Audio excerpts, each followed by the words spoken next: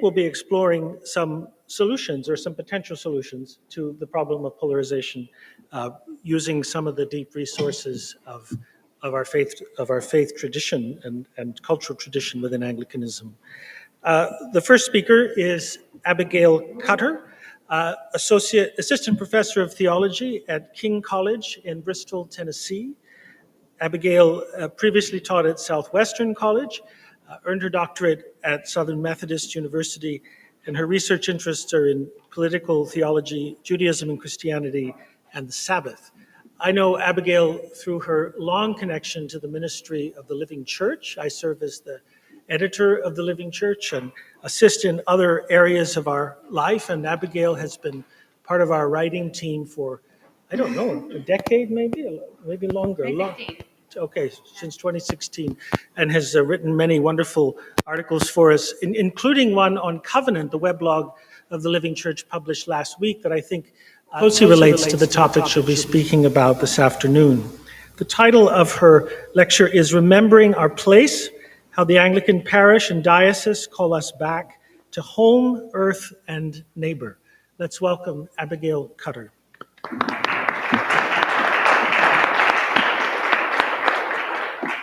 Thank you all. I'm delighted to be here. Keep myself accountable. A little timer going on there. All right.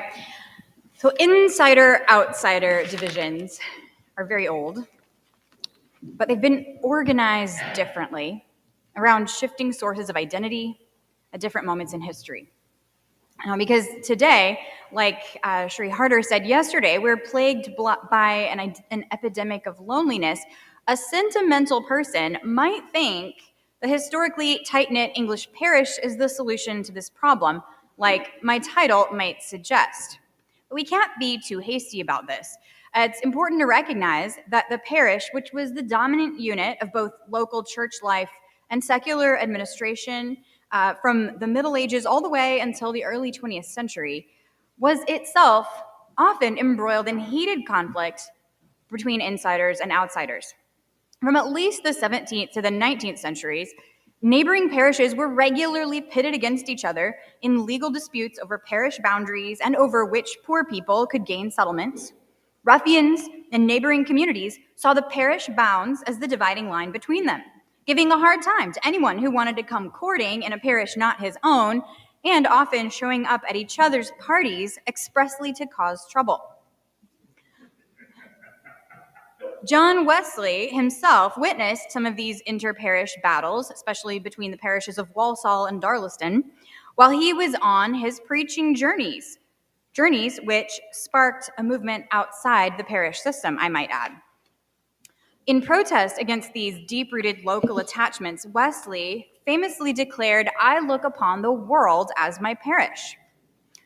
On the basis of just this very quick description that I've given of the narrowness that parish identity could engender, it may be easy for us today to line up behind Wesley's sentiment. After all, isn't provincial or parochial narrowness something to rise above? When we become more globally minded, don't we become more tolerant of diversity, humbler about our own views and preferences, more willing to love and care for those in need? Don't we? Today, more and more of us could say with Wesley, "The world is my parish." Not only is it descriptively true that a growing number of us move globally, do business globally, build relationships that are not defined by space, and participate in ephemeral communities defined by shared lifestyle identities or social media space, rather than by our common life in a single geographic place. But to call oneself a global citizen is also aspirational, attended with a degree of glamour.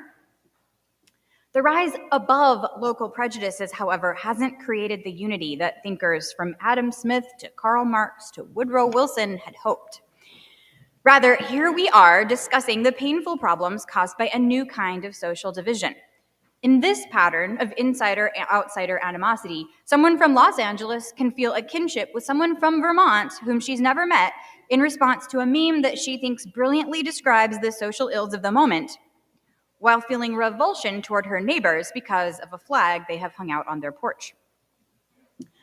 When I describe this slightly absurd situation, I hope you don't hear condescension in my tone either. This woman has very little preventing her from sinking into disgust when she sees her neighbor's flag. She may recognize that flag as a symbol of disrespect for something she holds dear. Furthermore, there's little chance she has any reason to identify with her neighbors or they with her. They have kids, she doesn't. They belong to one religious group, she belongs to a different one. Both households do their business online, so they rarely run into each other in public. They all get around by car anyway. Even if she wanted to organize a block party to get to know them better, few people would take the time to join in, since her neighbors, like average Americans, are each working a full month more per year than their counterparts did 35 years ago. For this woman, the most reliable way she can find others with whom to engage is through online groups and forums. This kind of division is yet one more symptom of the isolation that many people on both right and left are grieving. For all kinds of reasons, while we may admire global citizenship, we are suffering from a loss of meaningful sense of local community or being bound up with our neighbors in a common life.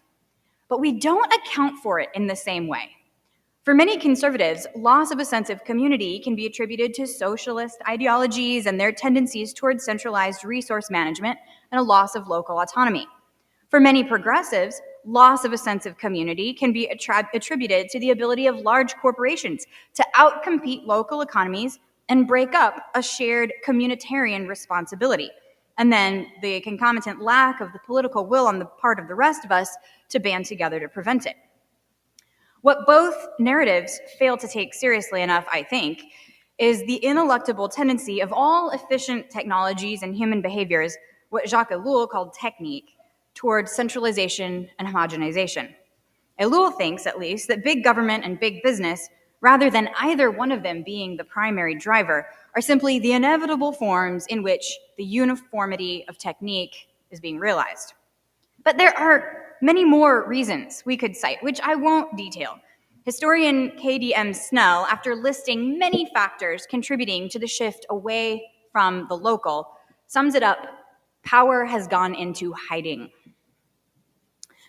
The point of my talk here is not to uncover all the sources of loneliness and loss of local community. What interests me is that first, there is a shared grief here. Second, that addressing the grief, rather than addressing the grief together, the parties parties and partisans are using this grief as an opportunity to further vilify the other, making it less likely that we will turn to each other for recovery. And third, the ironic fact is that when sociologists study the interventions that attempt to mitigate polarization and have some degree of success, what we find are tactics that most closely mimic features of the thick local communities that have been lost. Let me explain. Because polarization is a phenomenon that's been studied for decades now, with increasing interest in the last decade or so, a number of organizations have been developing more and more techniques to combat it. And enough of these efforts have been in play that social scientists have gotten in on the business to study which ones work and which ones don't, or even backfire. Interventions that are typically found to be successful in reducing polarization have a few things in common. Think of the acronym TRI, T-R-I, thoughts, relationships, and institutions. In the realm of thoughts, interventions are successful when they correct inaccurate beliefs about participants' political opponents. This is so important because we tend to believe, and this is demonstrated, we tend to believe that our political opponents are significantly more radical than they are, or that they hold characteristics we find unlikable. And then the more extreme we believe our opponents to be, rightly or wrongly, the more extreme we tend to become ourselves in response. So correcting inaccurate perceptions in a timely manner is quite important to short circuit what could otherwise become a self-fulfilling prophecy. In the realm of relationships, interventions must provide opportunities for opponents to recognize things we have in common, at bottom to recognize our shared humanity. This might take the shape of learning about the web of family connections our political opponents have, but it can include other things as well. You play the cello, you read graphic novels, me too. It's important that we have the opportunity to see things that humanize our opponents because dehumanizing the other is the quickest way to mistreating them, to advocating stripping our opponent's civil rights, or even to be undisturbed by the idea of their death. On the level of institutions, successful interventions create structures for interaction that highlight good behavior, moderate views, and shared humanity over hostile behavior, extreme views, and partisan stereotypes. This is connected to the reasons Jonathan Rauch, in his book, The Defense of Truth, celebrates how important it is to have thriving universities, peer-reviewed journals, and mainstream journalistic practices. A Wild West marketplace of ideas is not sufficient to guarantee that truth will be ascendant, because many other things are more marketable than truth. Rauch is worried about social media platforms not for all the reasons for which they're often criticized, but specifically because they tend to be unmoderated, allowing the loudest voice often more attention than the most careful or qualified. So we need strong institutions to privilege the careful pursuit of truth. Essential Partners is an organization that I've interacted with and learned quite a bit from that is focused on depolarizing difficult topics and making hard conversations possible in classrooms. Well, what they do is right along these lines. They teach techniques for structured dialogue. These techniques include careful preparation, very well-trained moderators, carefully crafted questions, communication agreements on the part of participants, time for reflection, and timed speaking distributed among participants.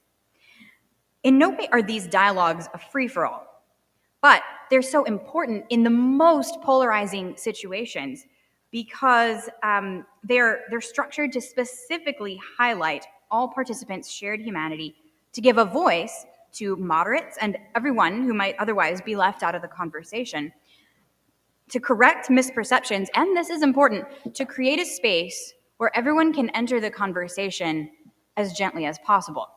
Now, the idea of safe spaces has gotten a bad rap for some good reasons, but consider this. It may be necessary to curate difficult conversations, particularly in the most heated situations, so that people don't feel under threat. Because we know that when people feel under threat and their fight or flight instincts are triggered, that is not a time when they will be willing to consider complexity, show their own vulnerable side, or be open to the wobbly experience of learning something new. And remember why that is so problematic. If people feel so threatened, they can't show their human side, the things they love, the things about which they feel conflicted, then opponents remain at risk of dehumanizing each other. You may have noticed, and if you haven't, we can pull out studies to observe this, that all these features of complex interaction are best achieved locally and in an unmediated context. So in this very particular context of polarization, where we are not divided by locality as much, we are divided by locality, but not as much as by nationwide and often abstract ideologies. In this context, I believe we would do well to recover a sense of local identity like Anglicans have experienced in the English parish. English Christianity has long had a strong gift for appreciating the local. Now, the value for the local church goes back to the very beginning of Christianity, when, of course, the local church was the expression of the one Catholic Church, the whole church gathered in that one place. As Michael Ramsey explains in The Gospel in the Catholic Church, bishops, as the overseers of a local church, represented the Catholic Church to the local church, but also represented the local church when the bishops gathered in fellowship and mutual recognition.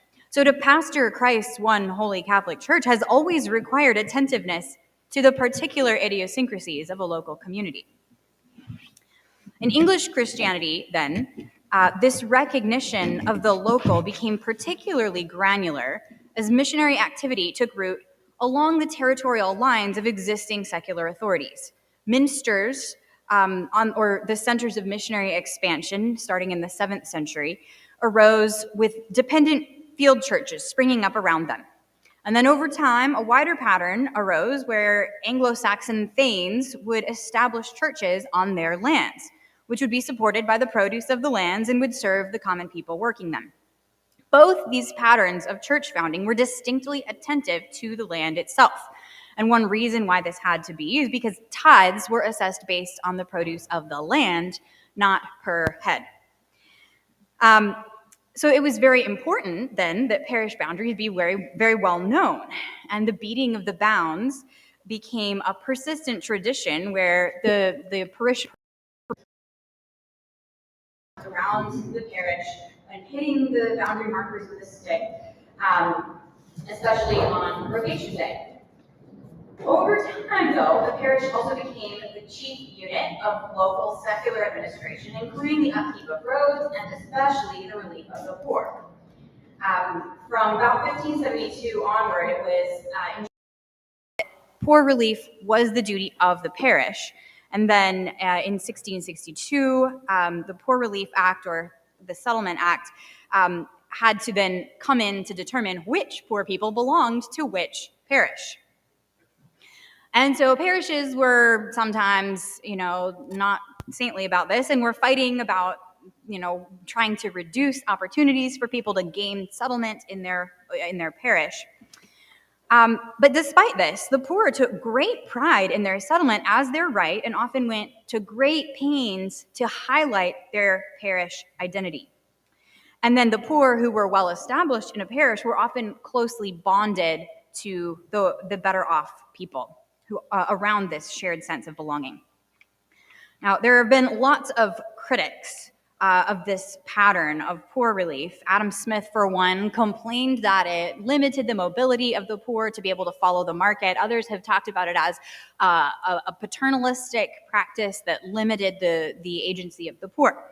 And in many cases, this is true.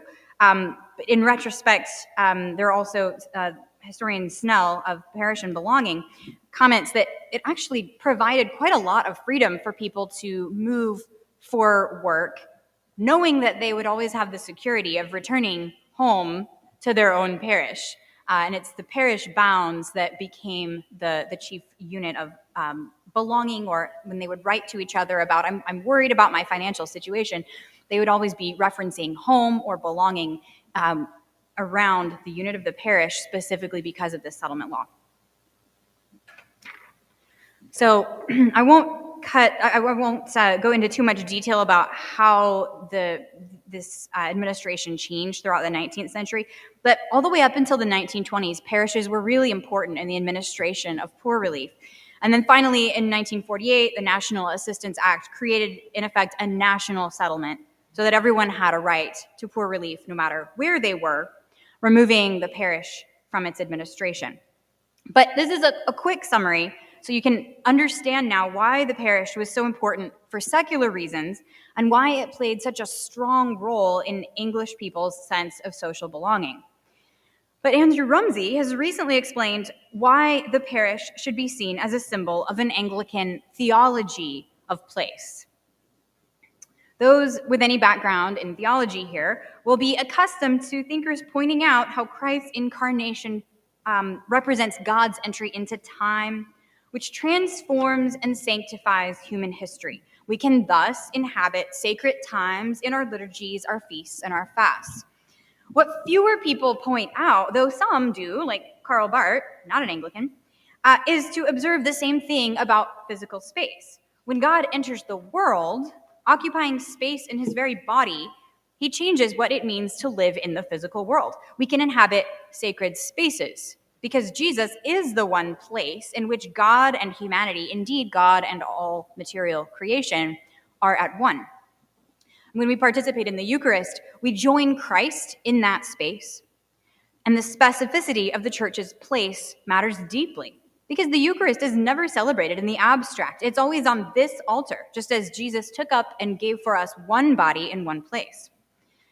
And the background to Jesus' incarnation matters too, because the land of Israel had long served as the symbol of the longing of God's people to be at one with God.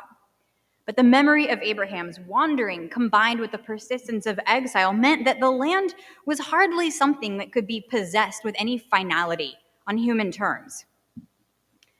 For the church, too, we would risk this worldly possessiveness about our places.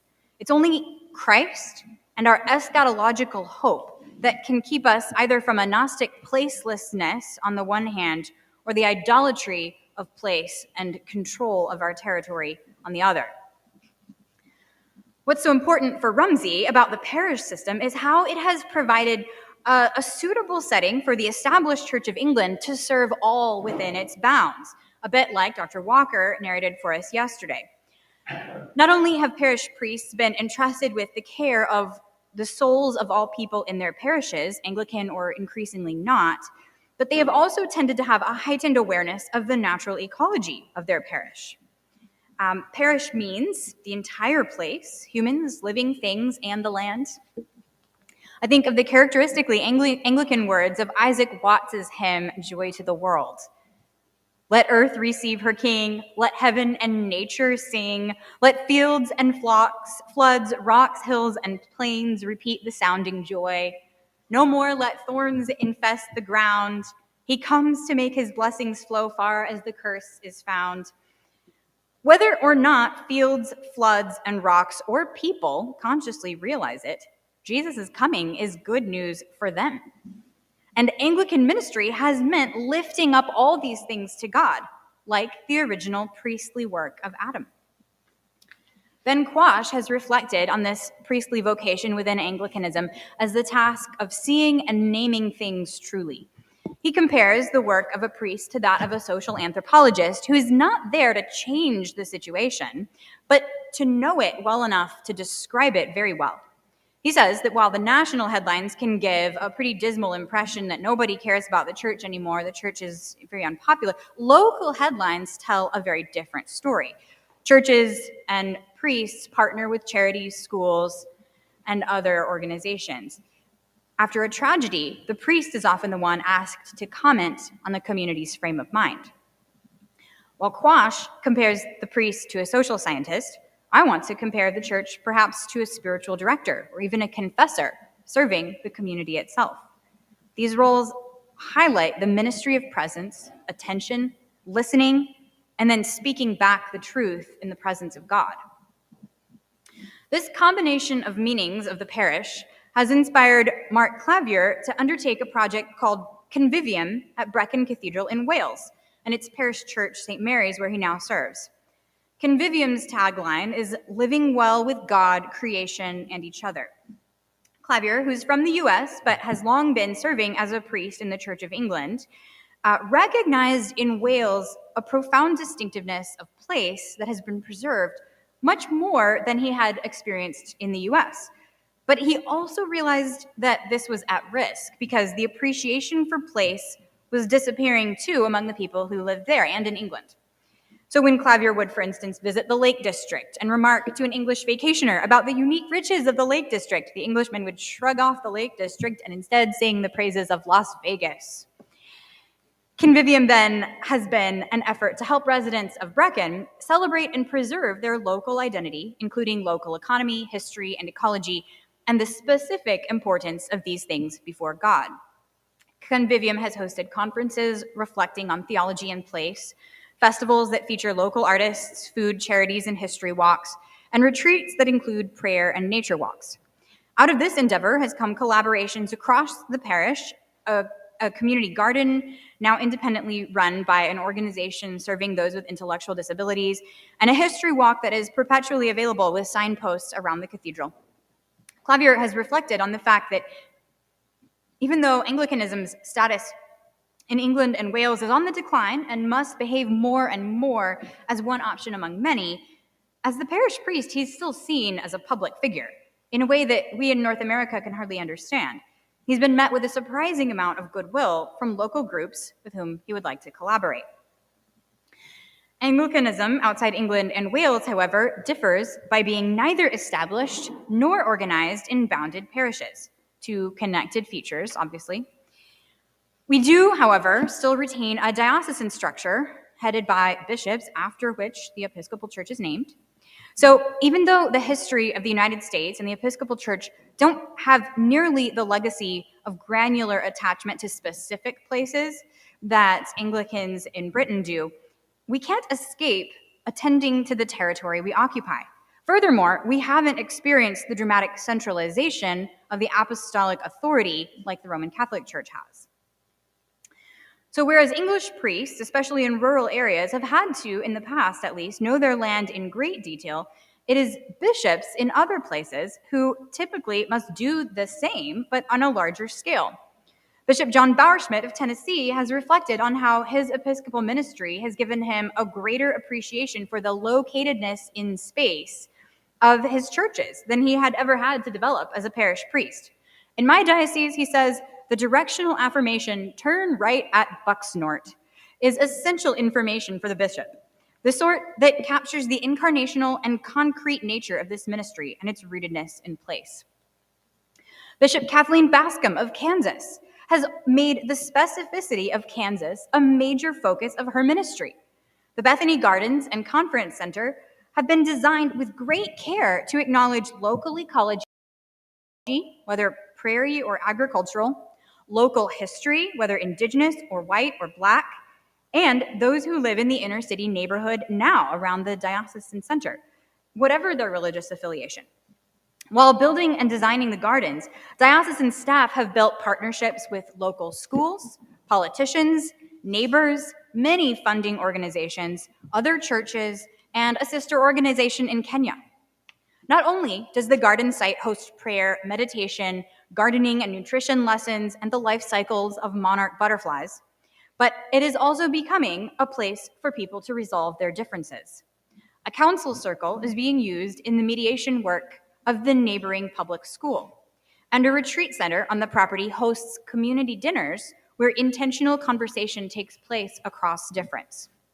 All these components of the Bethany Gardens project might seem like they're disparate, trying to hold too many things together, but I don't think so. On the contrary, the through line is that Bishop Bascom sees the church as carrying out a priestly ministry for all the people, indeed all creation, by seeing and describing what is true there and lifting it to God. So what do I think it would be like for an Anglican sense of consecrated space to be brought to bear on the public situation of division in our public discourse? In the first place, churches must see themselves as being for others, not insular. To do this, churches have to rediscover a Christology that helps root them not only as a set-apart people, but as a people set apart for a priestly purpose, with a calling to serve the whole parish, human community, and non-human creation. We could do this through evangelism, which we can sometimes forget, but also through bringing the offerings of the people and the prayers of the people. Not just money, but what is it in this particular place? What characterizes the local economy? What are the gifts? What are the particular charisms of this place that we can bring up to the altar? And then when we offer the prayers of the people, we can be attentive not only to the congregation, but to the surrounding territory. Next, the church should become a people who pay attention well enough to speak the truth about a particular place, and then make spaces for the people there to see themselves and each other more truly. Perhaps community art projects, perhaps history tours, perhaps walks through the natural ecology, tours of important economic sites, and then perhaps also, like in the Diocesan Center of Topeka, spaces where carefully designed dialogue is possible. What is the role of secular leaders in this? Do I think that any features of a parish theology of place can be extracted from the church and reproduced in another context, as if the Anglican heritage is simply an example that could be mimicked elsewhere? Well, I think that Rumsey is right, actually, about how important a Christology is, that Jesus is the only place in whom God and creation come together in a non-competitive way. And it's so important to look forward to the eschatological fulfillment rather than a controlling present possession.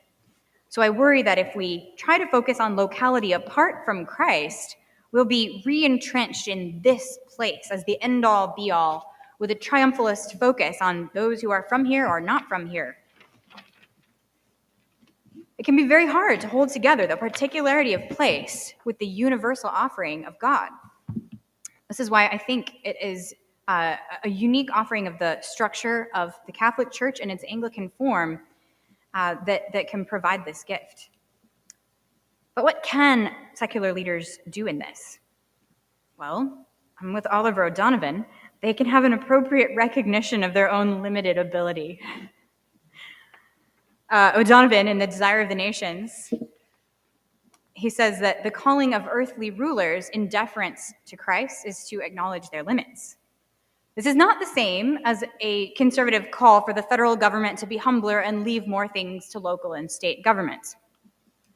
Rather, it is a call for those who govern, including and perhaps especially Christians, to acknowledge that they are merely placeholders, while they also take seriously the call to hold places in sacred trust. Because while we need the government to enact an authority in specific places, it is Christ who rightly makes heaven and nature sing, and in whom people can be reconciled to each other and God. So let earth receive her King. Thanks.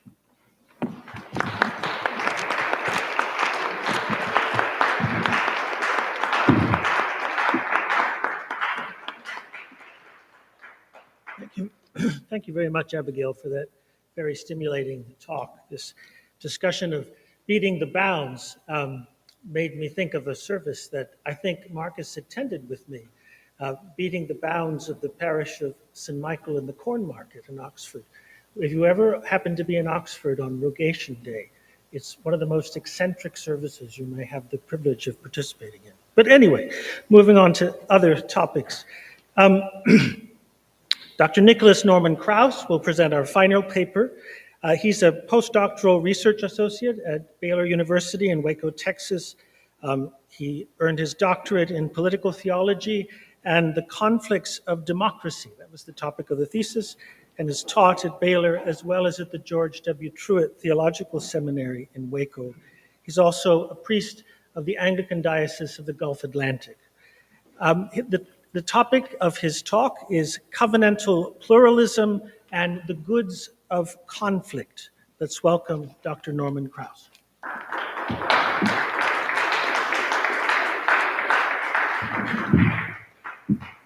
Thank you, Mark. And thank you, Brian and the John Wesley Institute, and for you all for your patience and long-suffering through one more paper. I'll try to close us out well here. What I'm going to try to do is track a kind of history of a concept. And the concept is, I'm going to call covenantal pluralism. And I'm going to give a kind of cursory reading of a number of figures and movements that you may not be familiar with. And so I'm happy in the Q&A to touch on any of them in particular with further detail. But really what this is kind of a history of two concepts that finally in more recent times have come together. So several years ago, the Templeton Religion Trust launched a new initiative called covenantal pluralism.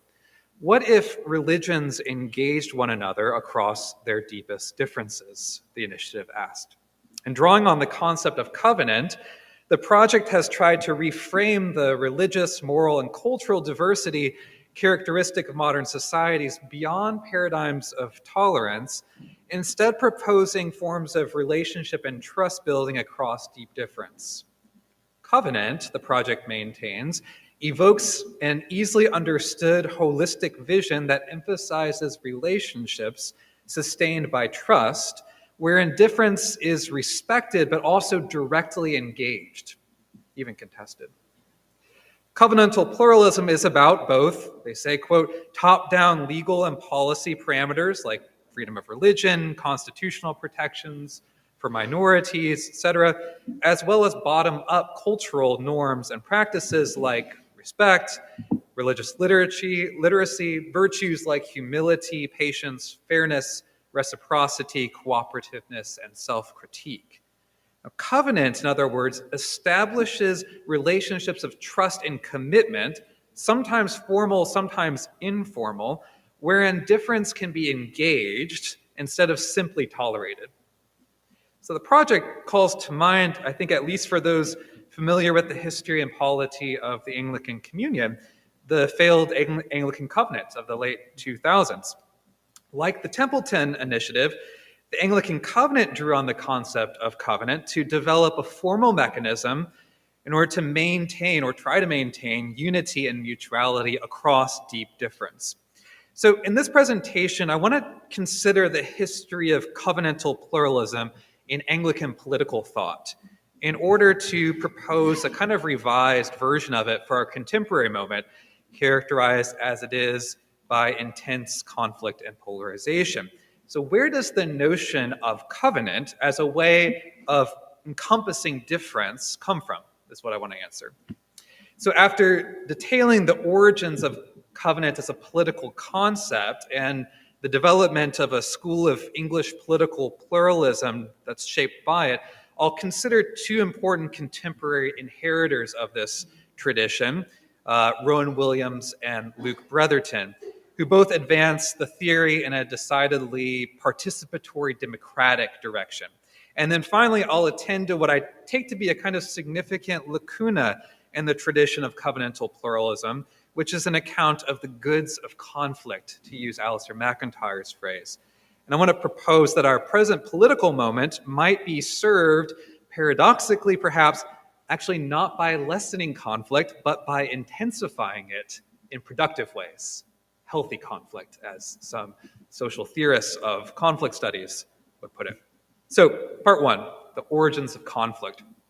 So, origins of covenant, Covenant has a long kind of legal history, especially in medieval England. But I want to pick up with the origins of covenant as a distinctly political philosophical concept. And that lies, I think, in Reformed continental thought. So John Calvin explicitly used the language of covenant and covenanting with respect to citizenship, law, and rule in Geneva, thematizing the obligations of magistrate to God and to commonwealth and of citizens to law in terms of covenantal responsibility. Heinrich Bullinger similarly conceptualized the commonwealth as a covenanted community in his influential 1534 work De Testamento. And the federalism of each would be important for the development of neo-Calvinist theories of sphere sovereignty in the 19th and 20th centuries by figures like Abraham Kuyper and Hermann Dooyeweerd.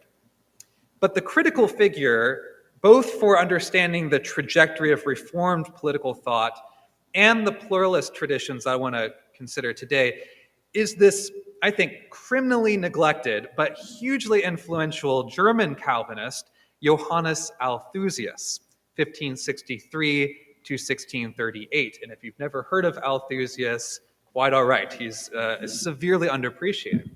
But Althusius's 1603 work, Politica, was quite influential. It developed a sophisticated proto-republican political vision centered on the notion of covenant.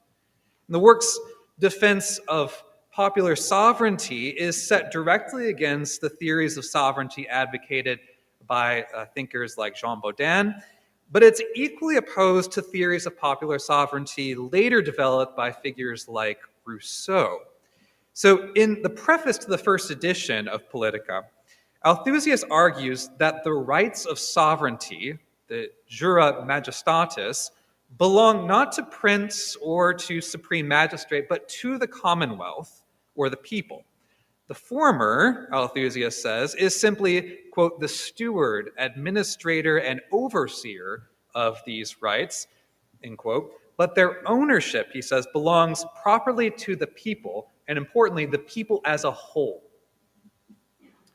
The analogy that Althusius uses throughout the work is organic, that of a body, the body politic, and the rights of sovereignty are, quote, the vital spirit, soul, and heart and life of the body, end quote, by which the Commonwealth lives. This is so, he goes on, quote, to the extent that even if the people should wish to renounce them, it could no more transfer or alienate them to another than could a man who has life give it to another.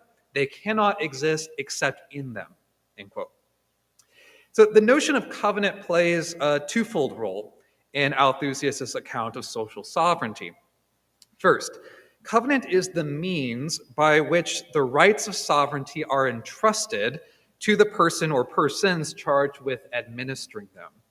So unlike Hobbes, where individual right is renounced or laid down or alienated, those are all terms that he uses, in contracting to authorize the sovereign, Althusius believes that the rights of sovereignty are inalienable.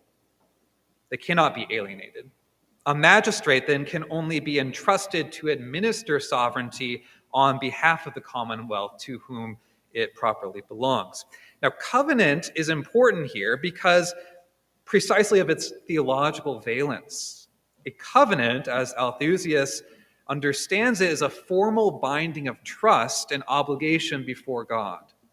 So in his chapters on the constituting of the supreme magistrate in Politica, Althusius writes in great detail about the means by which the magistrate is entrusted with administrative authority, quote, a process by which the people and the supreme magistrate enter into covenant concerning certain laws and conditions that set forth the form and manner of rule and compliance to it. And actually, he details this in a really interesting kind of ritual liturgical enactment that attends to the way in which covenant is a deeply religio-political activity.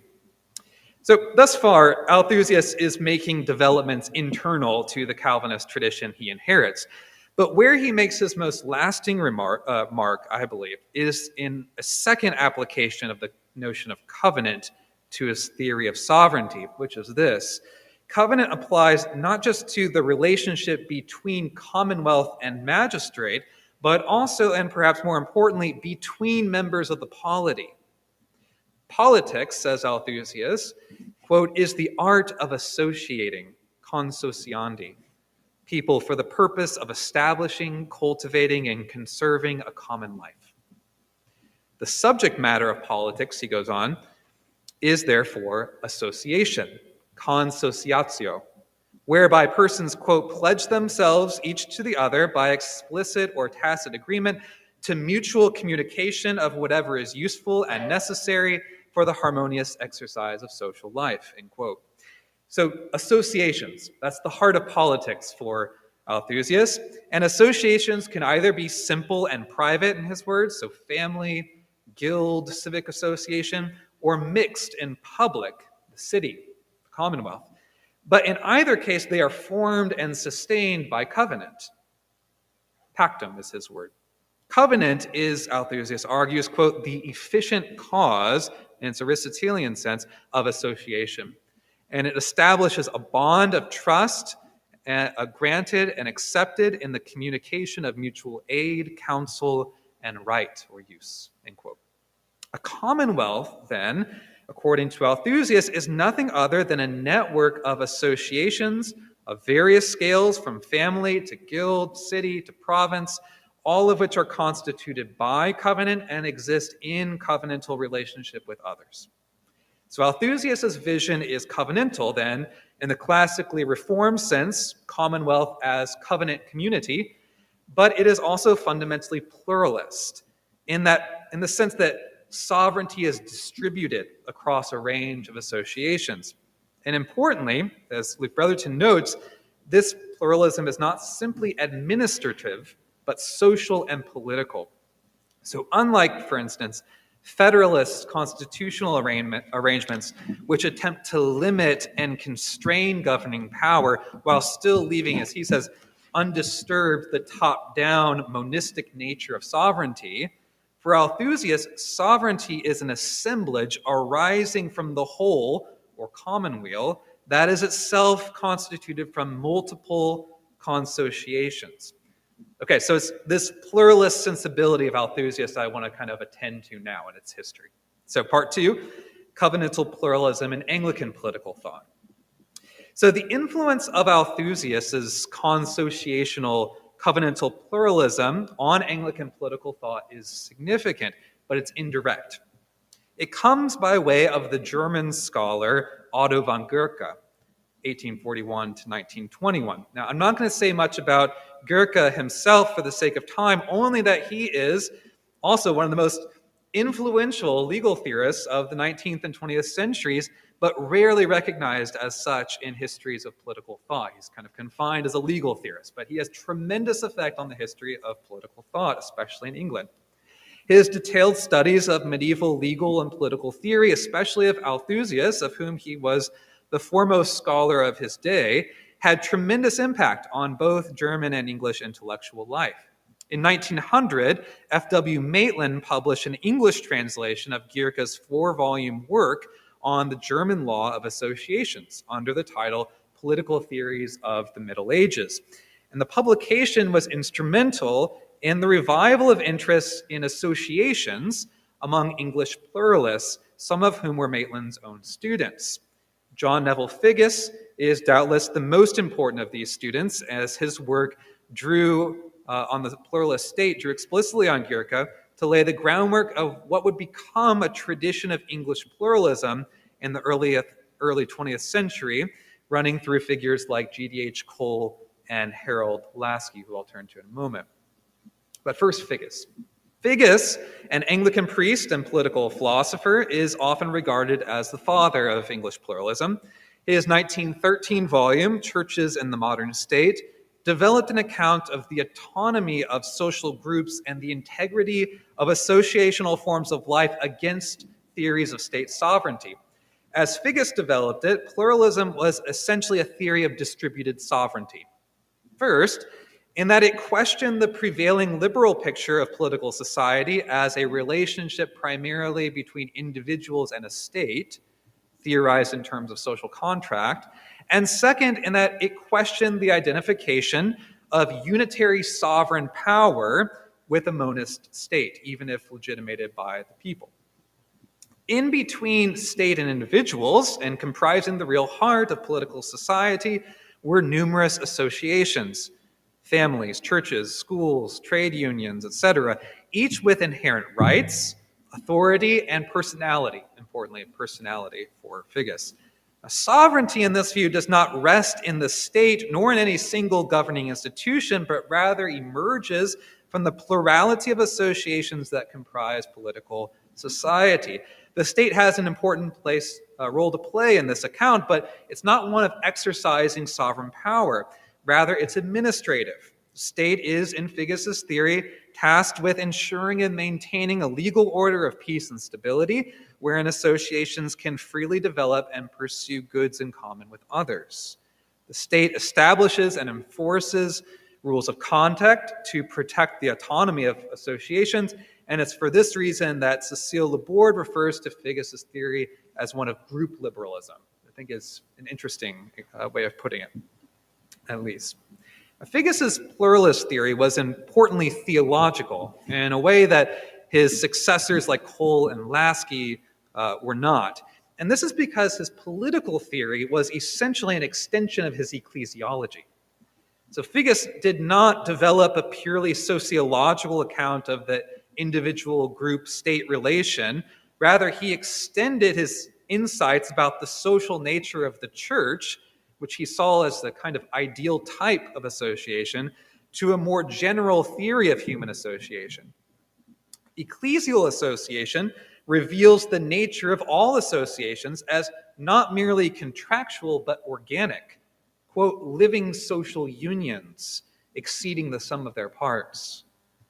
Moreover, it was a peculiarly Anglican and Anglo-Catholic ecclesiology that informed this political vision.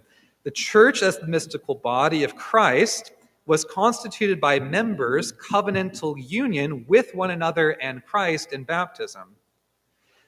Thus, Figgis opposed both Romanist ecclesiologies that centralized ecclesiastical power in the papacy, he saw this as just another form of absolute sovereignty, but also Protestant theologies that understood the church to be more or less a voluntary association, quote, analogous to the joint stock company, an association formed purely at will and united by no bonds but those of contract, end quote. The church, in Figus's vision, is an organic association, lacking a central source of ecclesiastical authority, such belongs only to Christ, but possessing distributed authority, quote, a balanced constitution, as he puts it, shared by councils, bishops, parishes, provinces, clergy, laity, etc. Inspired as he was by the conciliarist movements of the 14th and 15th centuries and the development of Anglican ecclesiology in the post-Reformation period, Figus believed, quote, real authority is that which exists diffusively in the whole communitas fidelium. The authority of the church, he goes on, is not an abstract doctrine deduced from the notion of unity, but is a synthesis of all the living parts of the church, end quote. In other words, authority is distributed and plural, and yet bounded in covenantal union. We might say bonds of communion or bonds of affection. And that is its Catholicity. And so with politics. Now, Figus was a conservative Whig, and his pluralist vision was organicist, aristocratic, hierarchical, anti-statist, and anxious about democracy. But it inspired, nevertheless, a generation of radicals who, like Figus, also wanted to reclaim the integrity of associations against the encroachment of the state. I'm thinking of guild socialists like G.D.H. Cole and Harold Laski, who applied Figus's associational theory and were quite willing to name him as their primary influence in doing so, but applying it to labor and industrial relations, defending the rights of trade unions against both state and capital to organize and direct productive activity and industry in a democratic and participatory manner. Now, Cole and Laski were not themselves particularly religiously inclined, though they did have a deep appreciation for religious communities and the role of religion in social life. So the covenantal structure of Figus's thought, inherited from Gierke and Althusius, it kind of recedes with Cole and Laski, and yet their extension of his pluralism is significant. So I want to say a couple things about that. First, Cole. Cole, the more radical of the two thinkers, took up Figus's associationalism in order to defend a democratic socialism of worker-directed planning and enterprise. Following Figus, Cole argued that associations, the real heart of political society, between individuals and the state, have rights to autonomous development and agency. Where he pushed beyond Figus was in applying this directly to political economy. So against what he saw as both the anti-democratic control of production and distribution by capital and markets, as well as the anti-democratic statism of Fabianism and Soviet communism, Cole articulated a radically democratic form of worker democracy. National guilds, rather than private capital or the state, would be the agents of economic determination, working cooperatively in a federation of labor unions and associations under the administration of the state. Now, Laski, on the other hand, more the theorist than the activist, devoted himself, especially early in his career, to applying Figus's pluralism to the question of sovereignty, in particular, the nature of the state and the legitimacy of political authority. Like Figus, he believed the notion of absolute sovereignty to be a fiction, both historically and theoretically. Instead, sovereignty was a dispersed reality, shared and contested by the numerous overlapping associational forms of society. Moreover, Laski advanced a political sociology attentive to the inevitability of conflict between groups in society, making the idea of a general will impossible, a fiction at least. So against traditional theories of representative democracy, he developed a theory of functional representation, wherein, for instance, industrial constituencies were given a voice alongside territorial ones. As he kind of famously put it, anyone can see that the railways are as real as Lancashire and should be treated politically as such. Now finally, though both Cole and Laski did not theorize guild socialism anything like theological or religious terms, Cole's associate and companion Maurice Reckitt did, joining Cole's socialist pluralism to an Anglo-Catholic theology and social thought in numerous books and essays throughout the 1930s and 40s.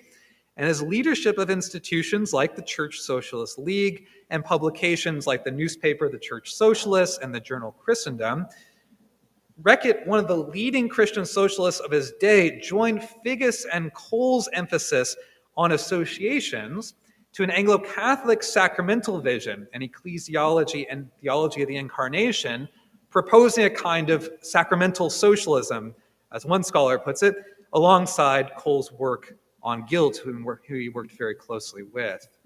So Figgis's pluralism had a tremendous effect on 20th century political thought, including not only these figures, Cole, Lasky, and Reckitt, but also Anglican thinkers like R.H. Tawney, as was mentioned, Charles Gore, as well as important Christian socialist institutions like the Christian Social Union and the Church Socialist League.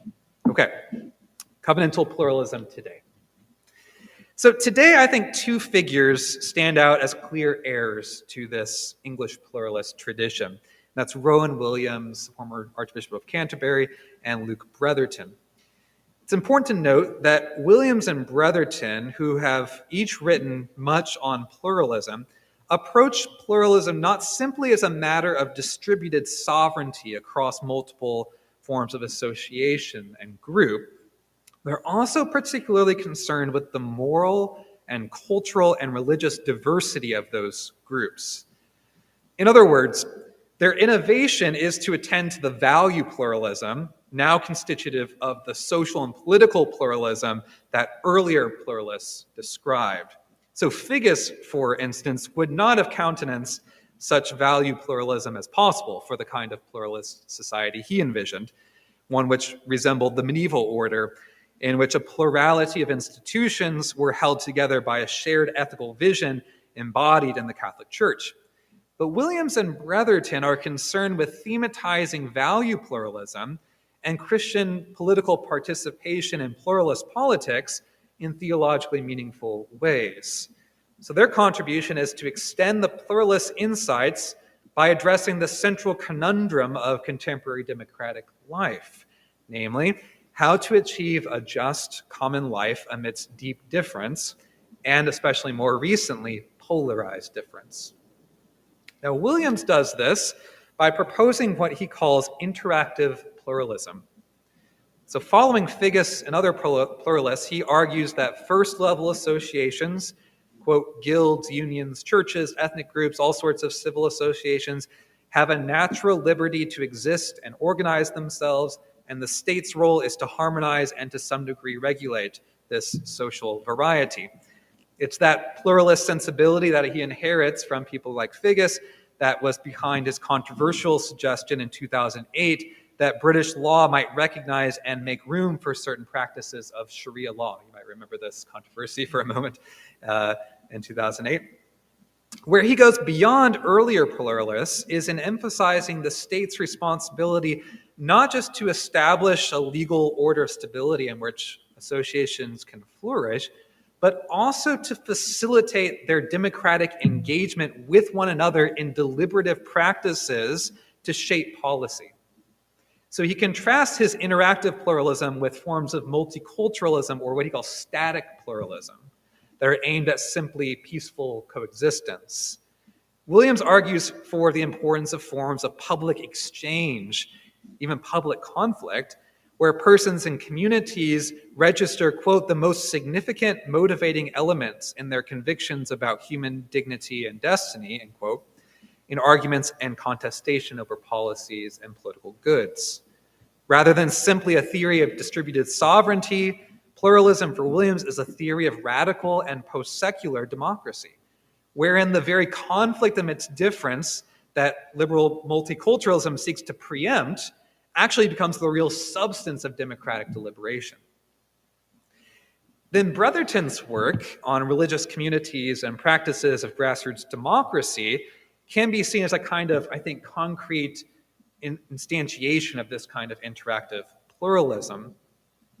Drawing on the long tradition of political pluralism I've outlined above, stretching back all the way to Althusius, Bretherton offers a detailed theological analysis of forms of broad-based community organizing as a kind of consociational politics.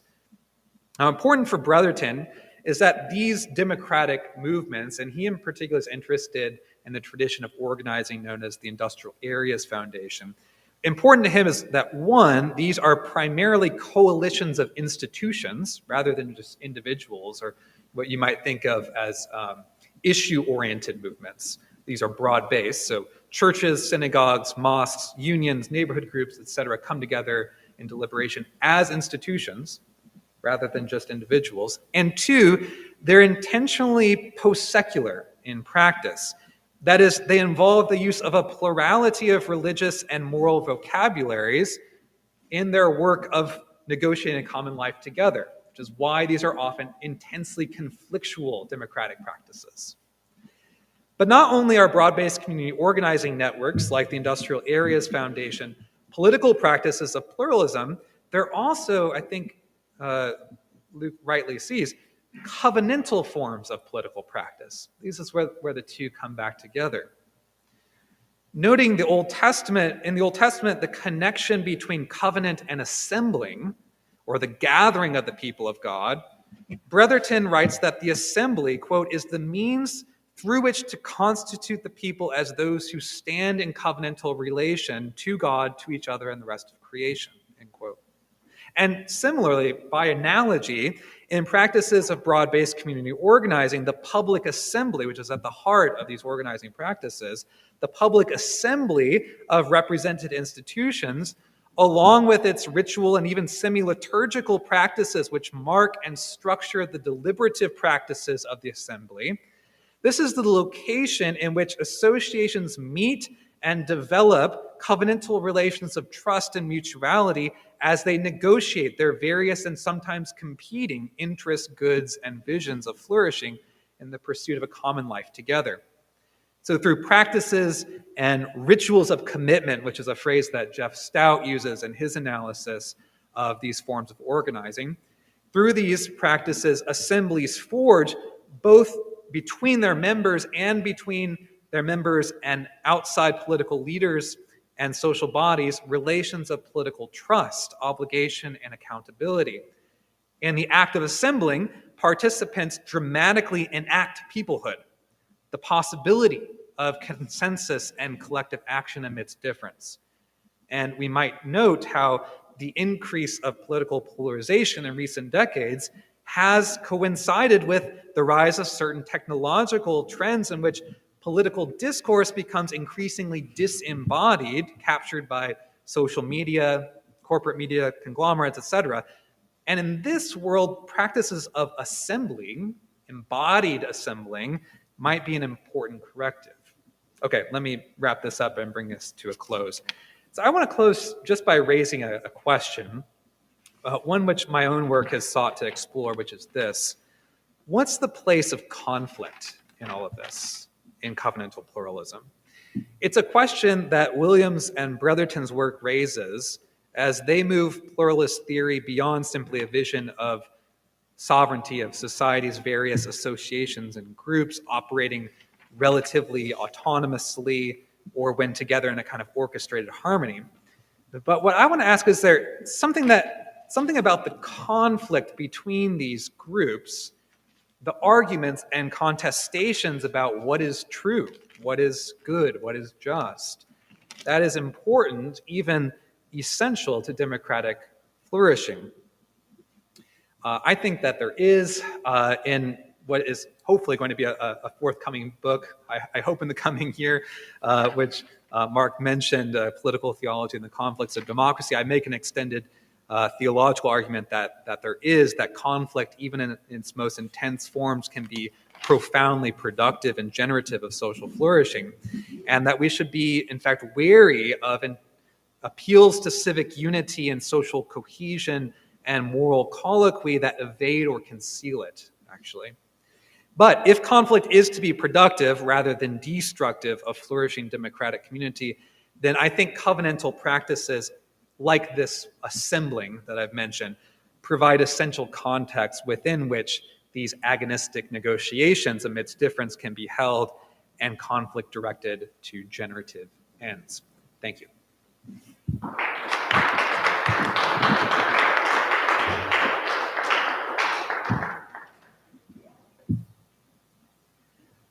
An opening question, I think, for both of you.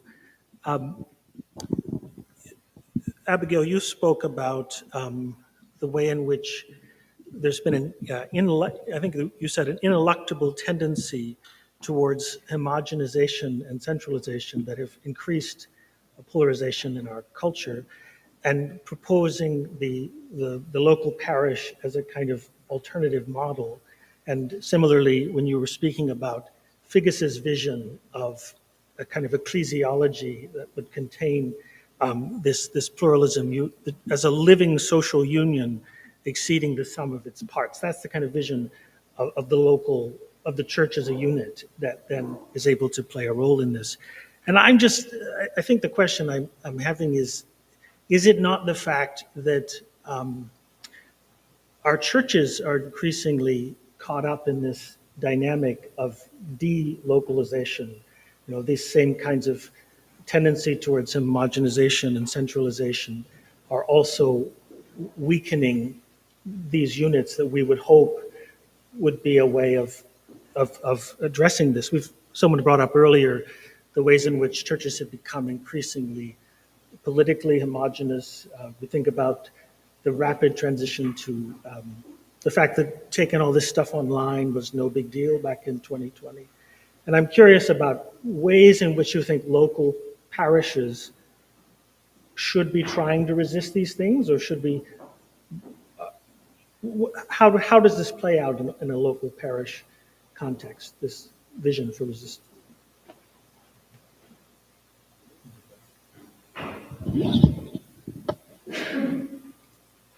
So what does a parish do? Yeah.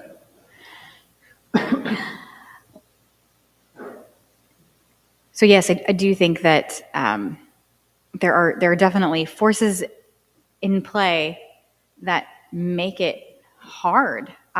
It's like swimming upstream.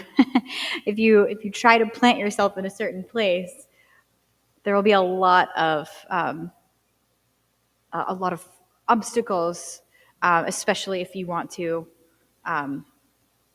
advance in a specific career, So of course, so a lot of these problems are associated. The mobility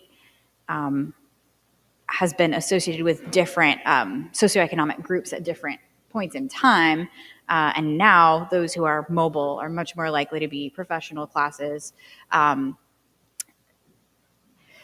But it's because all of our whatever industry you're in, it's the network is spread very far. So if you want to participate in it, you're gonna have to bounce around from here to there. Which, by the way, I'm glad to have met you all. So, so by no means do I say that we should not visit each other across the Anglican Communion, for instance, Bishop. And yet, there's also this, there's a reason that the monastics made vows of stability. And I know people who sometimes do this, and it becomes really countercultural, where they choose, I'm simply committing here, and they make sacrifices of their careers and potential higher earnings. But so that's not something that will be obvious for how we can do this, or parishes aren't, going to be able to do that collectively. I mean, we'll have people coming and going, but I mentioned a few things that I think that parishes can do in our sense of ourselves. That would start with subtle shifts in the way that we talk about who Christ is, even what's happening on the altar sometimes, and what it means to be a congregation. Are we simply a gathering of people who like to get together with each other, or do we have a missional identity? So it begins with some of those shifts in outlook. But then even I've thought about the liturgical importance of, as I mentioned, the offerings of the people. We don't bring our tithes, of our goat herds or our corn, so it's not as if you will see in the parish, in the doors of the church, a representation of the local economy, unless we make a point of it. At the Diocesan Center in Topeka, you'll see quilts, hanging up there, and stained glass with sheaves of wheat. And I mean, there's a real point of bringing into the church the offerings of the people. And then wouldn't it be interesting? I mean, I talked so much about the priestly vocation, but for a congregation that doesn't follow parish bounds, isn't it a great opportunity to explicate a lay vocation, to participate in the priestly work of recognizing and naming? No priest can do all of that. Somebody is going to be over here knowing the issues in the public school, and somebody else is going to be over here knowing the issues in the arts council, and somebody else is going to be over here recognizing that, hey, there's an immigrant community that we don't interact with. And so you can have members of the congregation coming together and pointing out, I mean, I don't know what the context, the prayers of the people, surely, but probably more context in which we give reports on what's going on in our area. What is our bounded mission field? I mean, boundaries might help actually to give a sense of empowerment to actually go out, Anyway, these are certain things but it will be always, I don't think it's ever not going to be swimming upstream. I can just briefly kind of follow up on that by with two things. One is that I think in the absence of a kind of parish structure, one kind of thing that I've seen that's very hopeful to me is, it's actually more among evangelicals than Anglicans, is the identification with neighborhoods. And particularly in large metropolitan areas. I lived in Chicago for a while, and the sense that a church was a church in a neighborhood, in Albany Park, in Logan Square, was deeply important for a lot of people. It also gave this sense of boundedness, where I remember in church meetings, we would be deliberating about various things, and we would say, that it'd be great to work with that organization, but that's really outside of Albany Park, and we're really called to this neighborhood. And that sense of, not every city is like this, but in Chicago, at least, people are very, very devoted to their neighborhoods. And I found it to work kind of like a parish system in some ways. And the other thing that comes to mind too is something that I find that broad-based community organizing groups do better than churches, but is actually an old practice of the parish, which is walking the parish. Priests literally walking their parish. Groups that I've participated in that do broad-based organizing, walking is an essential part before any campaign. Walking a neighborhood multiple times as a group in public and meeting people and hearing about struggles and the kind of embodied and even affective experience of being in a neighborhood is, I think, really important. I find that Christians don't walk enough. I don't myself. I used to live in Texas, and it was kind of miserable to walk outside. Yeah. One of my parishioners said, "You should walk the parish more." I said, it's 108 degrees out. I'm not going to walk around in a cassock. But nevertheless, I think there's something important about walking the parish. Yeah. Yes. Other questions? If only we had sidewalks, which we often lack. Yeah. Abigail, thank you very much indeed for your talk, which I found particularly interesting, coming as a chairman of a UK-based movement called Save the Parish, which is very focused around so much of what you've been discussing. There is, I suppose, a sad shadow side of what you were discussing now in Britain, which is an increasing movement to obliterate parish boundaries and to merge parishes together, sometimes for financial reasons, sometimes for ideological reasons. And we're seeing an increasing number of dioceses merging dozens and dozens of parishes into one. And we've just seen this happen in a place called Wigan in the north, where 29 parishes were turned into one, 24 priests reduced to 13, vast spending on £1.2 million spent on resourcing lay ministry at the expense of traditional ministry. And the report came out only 2 weeks ago showing this had resulted in a reduction in the number of people attending church of a third, a reduction in giving by a third, and all the plans that this would in fact rejuvenate and revive the church in the country. And that quite often they looked to other parts of the communion as models for why we don't need small bounded communities, but can have parishes of a whole deanery, a whole sort of city. And I think this is being shown not to work at all, and in fact possibly showing the wisdom of small bounded communities. And we're learning this right now to our cost. So that might be, it's more of a reflection, but I wonder if you see that there is actually a limit to how far the boundedness of a parish can actually go. That makes a lot of sense. So to clarify, you said you are the chaplain of an organization called Save the Parish? Chairman. I'm the chair of a movement that's got seats in General Synod and is sort of campaigning. Well, wonderful. For this. We should have talked earlier, but there we go. Thanks. Yes, Dr. Terry.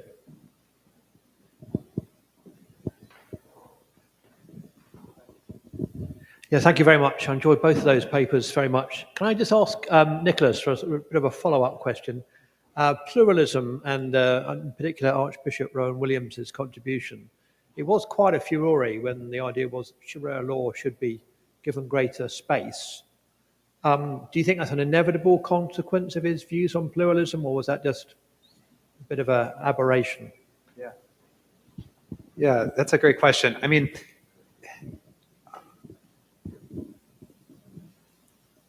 I don't know that it's inevitable, but it certainly logically makes sense within the English pluralist tradition that he inherits.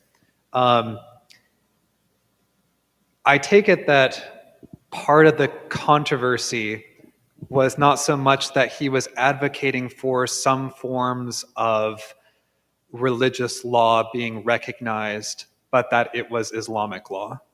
And that if he were, at least in the States, if someone were to make a similar type of claim about Christian ecclesiastical law, it would not receive much opposition.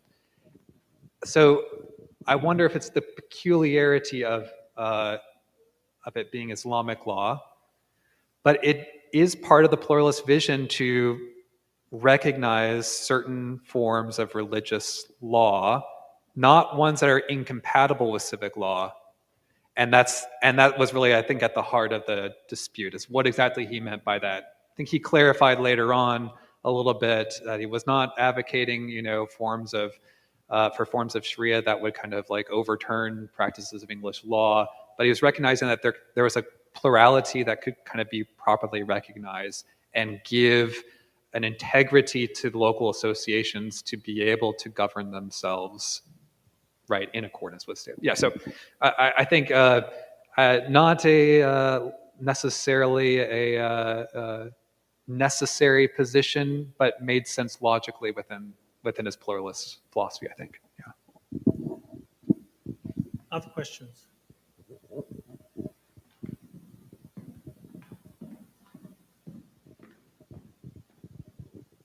Thank you. On the topic of constructive conflict, what I find a lot of times when I'm engaged with dialogues with people that from different backgrounds that we may not agree on a lot of things, on a personal level, it can be useful and it can build relationships. But oftentimes there's pushback from others because they say, you're helping, just by talking to them, you're actually helping the enemy. And you give them a little bit of, encouragement, and then when they get in power, they're going to crush us. So, we have because we do have a winner-take-all system for the most part. Not only in politics, even in the church, it's a winner-take-all many times. So then how do these constructive conflicts not lead to a way that in the end there's going to be a violent conclusion? That's great. Thank you. I think, so maybe a couple of things. So one is that I think it's right to acknowledge a limit to who or what positions are worth engaging, and that there is a danger of legitimizing certain positions that are not legitimate simply by having an argument with them. So the thing that fringe, conspiracists and extremists want nothing more is for you to argue with them because it legitimizes their position, right? Publicity is bad publicity. If you're arguing with a flat earther, you're only helping them, right? So I think that it's right to say there are some positions that it's wrong to establish a form of conflictual or argumentative relationship with it because it does authorize it or legitimate it in a certain kind of way. I think those are pretty few, though. Those are the really fringe and dangerous positions. For the person who fears that conversing with an enemy legitimates them, I think I want to say that it seems to come from a kind of fear or anxiety about the own persuasiveness of their own position, and that they would not be able to persuade others of their position if they were put into a contest of competing visions about something. And so I find it to be good for people to be forced to have to argue with seriously contesting positions rather than out of a kind of anxiety of legitimizing them, just ignoring them. I think that makes one's own position weaker, not having to interrogate and argue with those of another. So I don't know if that exactly answers your question, but I guess it's to follow up. You give them intel so they can use in the bigger scheme of things to attack your position. Yeah, I guess. Do you have maybe an example would be more helpful to think about this in concrete, but I'm not sure exactly what you have in mind. Well, I think any people are like, say, abortion. So, say, I'm pro-life. Yeah. There's some things you can agree on that would be good, but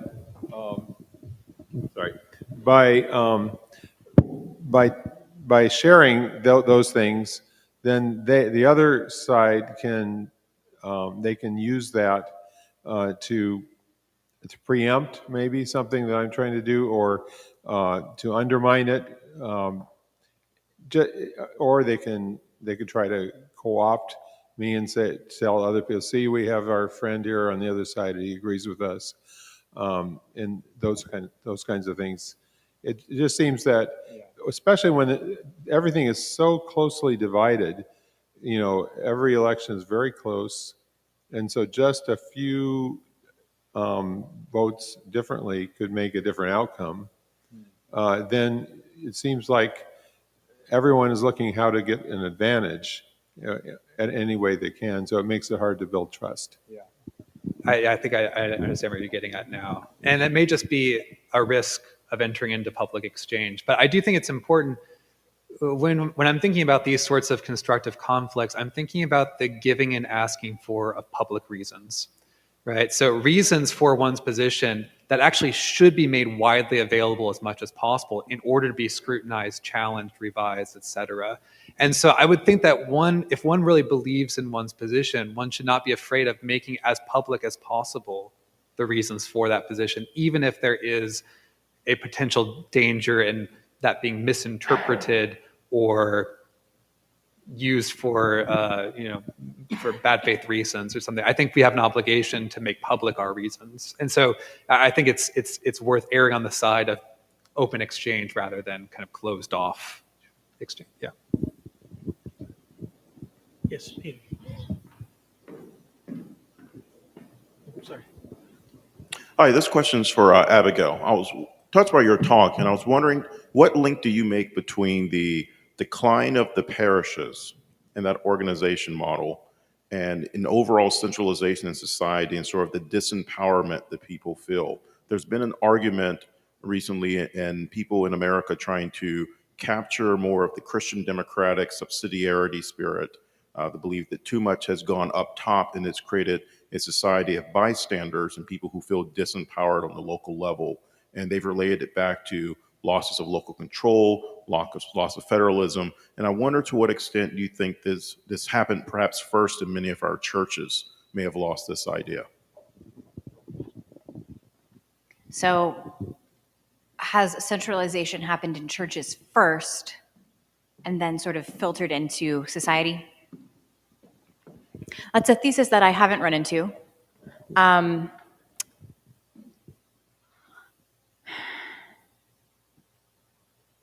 So I mentioned a couple of competing narratives.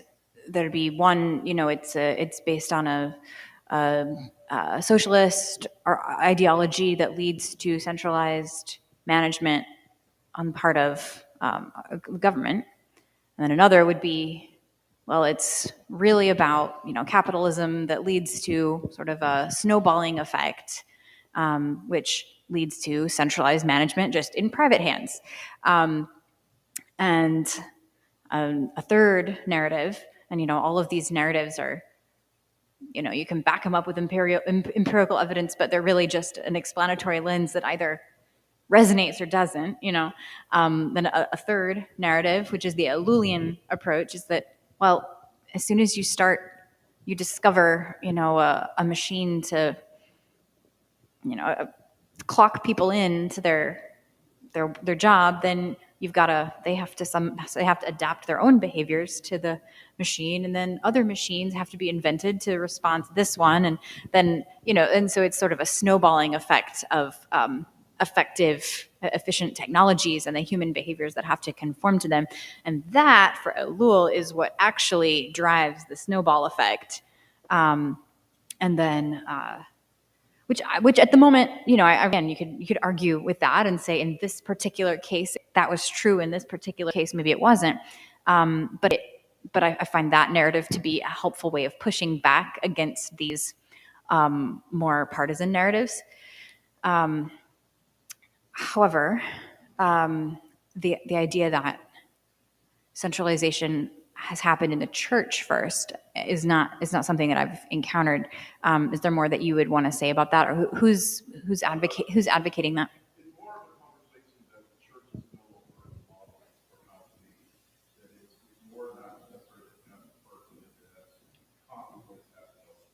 Okay.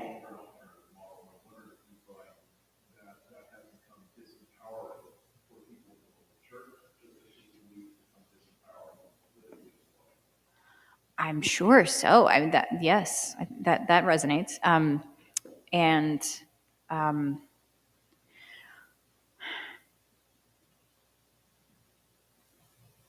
Not least because, for all kinds of reasons, our congregations have a hard time belonging to each other and belonging to a place.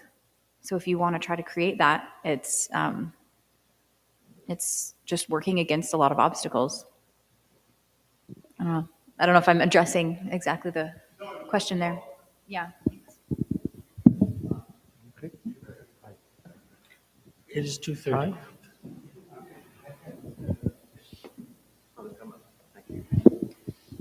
Let's thank our speakers.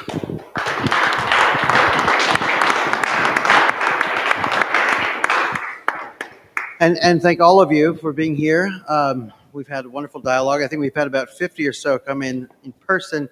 I've been looking at the live stream. We've hit a couple hundred on some of them. And after Marcus retweeted his, it hit over 300. So it's a wonderful conversation that continues even online. So thank you all for coming. I'm sure we'll do this again next year. Sarah has some items that may belong to someone. In fact, I want to highlight Sarah and George, and can we thank them for the work that they've done?